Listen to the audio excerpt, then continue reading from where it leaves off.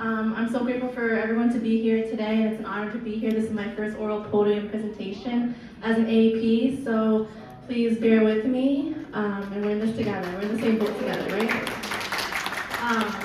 And someone pitch me if I start crying. So welcome to my presentation. My name is Dr. Timothy Avo. You guys can call me Tia. This is a case study titled The Amerasian Experience of Early Childhood Trauma, War, and Emigration on Mothering. And yes, this girl is my guest. You can read the objectives. I will briefly define the background of Vietnamese Amerasian children born of war, discussing the root causes of adverse childhood experiences, or ACEs, in this population, and examine how nurses can provide community resources within this niche immigrant population. During the Vietnam War, there were unprecedented amounts of violence in the community, terror, and oppression. As the number of deaths grew, so did Amerasian children's experience of intense discrimination and intense bullying from their Vietnamese counterparts. These children were stigmatized for looking like the enemy, Americans. They lacked a sense of identity and connection to the past and the present because they did not know the biological roots of their American fathers. In Vietnamese culture, the father's background and ethnicity are central to one's identity and belonging. Remember that after the Vietnam War, many houses were destroyed and thus became inhabitable. So with no father to build on, this lack of shelter, work, and a missing sense of familial structure led to deeper food insecurity issues and financial poverty. There was also that too. Childhood neglect was common, where mothers could not afford staying home, so they were always working in the market, in the fields, before children really ever saw a hot meal on the table. And so the global community realized there was something, we need to do something, that we had to take action because research is a caring act. And so it was estimated that there were over 30,000 Amerasian children born during the Vietnam War between the years of 1965 and 1975. The Amerasian Homecoming Act of 1987, passed by Congress in 1988, gave special immigration status to children of U.S. fathers. Some Amerasian children were adopted to wealthy families who lived in the US, Germany, Canada, Australia, or France. Others were sold and trafficked, and if those who are in the trafficking research trajectory, I love you. Right now and in the past, purchasing or buying a child is illegal. Key initiatives from foreign policy also include the Orderly Departure Program, which allowed approximately 25,000 Vietnamese Amerasians and their relatives to come to the United States as refugees from the Philippines. A number of Amerasians left, however, during the boat era, and many of them died from pirate attacks and hunger, while others were evacuated during Operation Baby Lift, as pictured below. And this is a picture of Le Van Minh. And as we had noticed, he's on all fours. Medical reports stated that he's scarred and broken with polio. His twisted body forced him to walk on all fours. Medical reports stated flaccid paralysis in both legs, normal mental development, but unable to walk unaided. Following the Vietnam War, thousands of biracial children like Le Van Minh were left behind. Those who were left behind missed out on opportunities such as life-altering childhood vaccinations for health, which we're experiencing now for all my OB folk in the room, awaiting them in the United States, their fatherland. So, this background and my positionality as a daughter of immigrants, and my parents are both from Vietnam, impelled me to conduct this study, and it was the Binghamton University Institutional Review Board on April 8th, 2025 issued an exempt approval so my study could commence. Yin was the methodological approach I used, which we learned from Cheryl Beck, who's not in the room today but with us in spirit. And it's perfect because it allows me to investigate a contemporary phenomenon in depth and within its real world context, especially when boundaries between phenomenon and context are not clearly evident.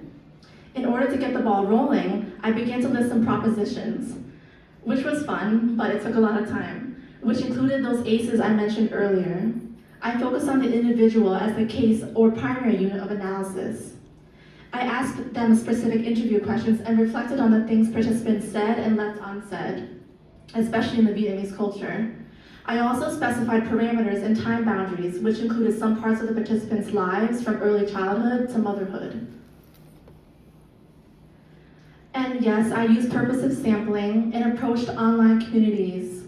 Specifically, my research was facilitated by the U.S. Amerasians Without Borders Facebook group, a U.S.-based nonprofit organization of Vietnamese Amerasians who support Amerasians, among others, through facilitation of DNA tests to support immigration goals.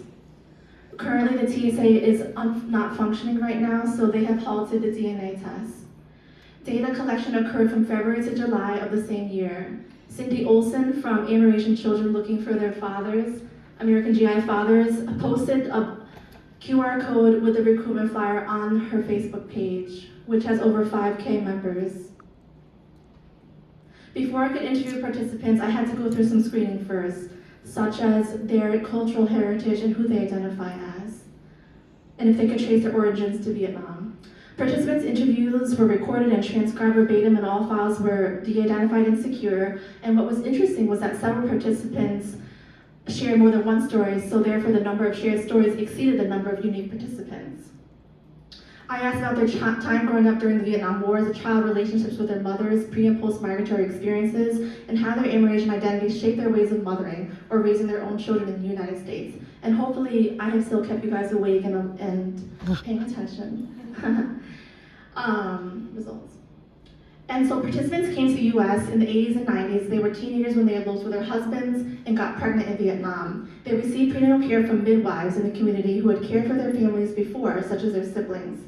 And all had home births in Vietnam. One participant gave birth while farming, and though we know that half of the pregnancies are unplanned for all my OB folks in the room, one mother did not know she was pregnant with her child until she came to the United States through California. Domestic violence also occurred during pregnancy, and for those who know our OB field, 20% are increased during pregnancy, and so that was an incident that occurred. All mothers received ESL classes at night in the high school, and that experience was significantly contrasted with what they went through in Vietnam, such as experiences difficulty in accessing schooling, negative attitudes by teachers, or persistent offensive teasing by classmates for their early menarche, golden hair, and taller statures, and looking like the enemy. Well, in this room, who was a spitting image of their fathers? Anyone? Well, I didn't raise my hand either because I look exactly like my mother. Well, in Vietnam, the father is the key to an individual's future, bestowing not only a name but also a sense of connection to their identity and their sense of belonging, offering opportunities for a more productive and prosperous life. And it was rare that American fathers were listed on birth certificates participants shared, and they also admitted that they didn't have any of that. Healthcare access was also severely limited in the 70s as there was no genetic testing at that time. And who really knew the intimate details of veterans' dating history, who they courted, those they married and those they didn't, those that got pregnant and left in Beaufort, and those living as married folk not married, and whose kids are not his. Participants shared they only had people who they grew up with, people who they were born in bondage with. Some of the participants had 4 to 5 step-siblings, and women were stigmatized for having these affairs with American soldiers. So one participant shared that her mother lied to her village, saying that she had an affair with her gao, or great uncle, so that the neighbors would not know half of her daughter's fetal blood was mixed with American blood.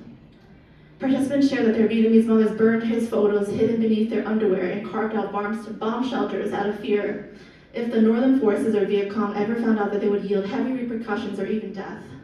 Other keepsakes and gifts were destroyed. One participant shared that this was the photograph of her biological father who she found, who served in the US Air Force in 1968, surrounding the time that she was conceived or born.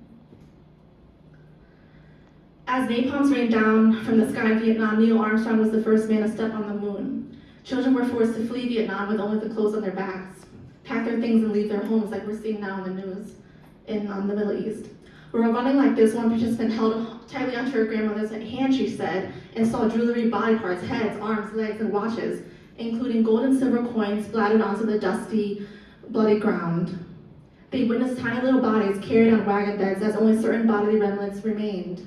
There were no proper burials or death certificates.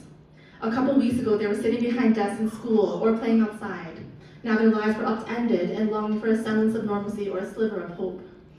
Not only did she witness these accounts, but also shared that babies became orphans, carried to footsteps of Buddhist temples or Catholic churches. Many Amerasian babies, particularly those of Black fathers, were thrown in trash cans or metal bins, and this was her facts. These were the nightmares, night terrors, PTSD from war exposure. As refugees in the Philippines, participants also survived the deadly explosive volcanic eruption. This brought down heavy asphalt and lava flows spilling down while they were holding their infants in tow or even pregnant unknowingly. So this is a red envelope that I received from my mom for Lunar New Year, and this is something that she shared she never received from her own mother. So not taking that for granted. During the post-war era, finding work was hard, so participants also experienced food insecurity, a determinant of health that we've all been hearing, scarcity and lack. One participant shared her mother would wait in line at the food market, picking up the grains of rice which were spliced or halved to use to make a fire to cook with sweet potatoes on later. And she shared that her mother had really no time for her, had to cater to other people, jobs, and events. And meats were expensive, just like they are kind of reversed now in the United States, and vegetables were interestingly not, they were actually more pricey. So they actually mixed rice together to make a complete protein for supper. And consistently, this, as we know, colostrum, there's lots of volume but low nutrition.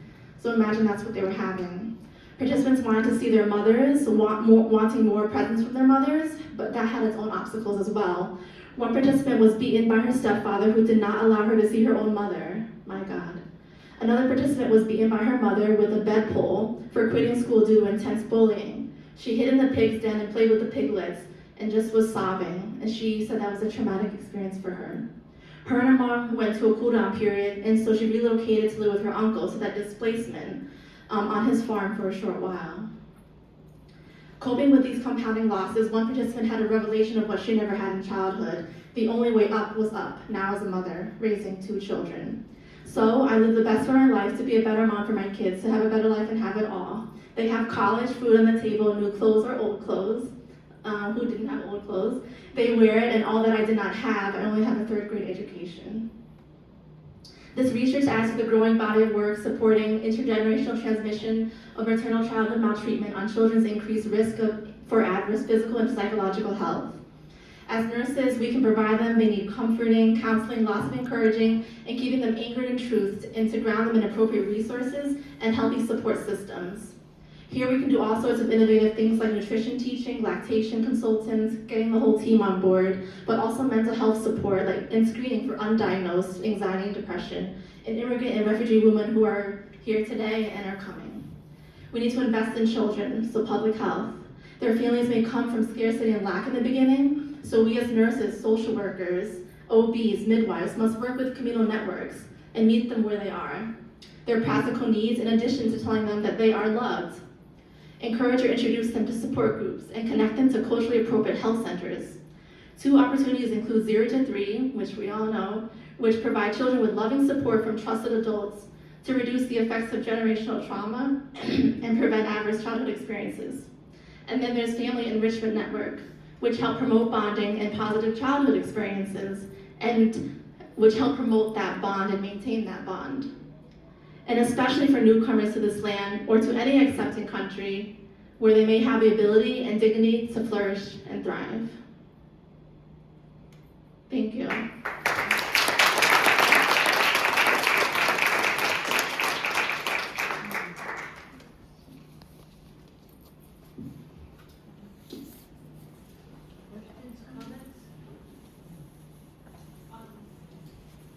First, I want to say it's not something else.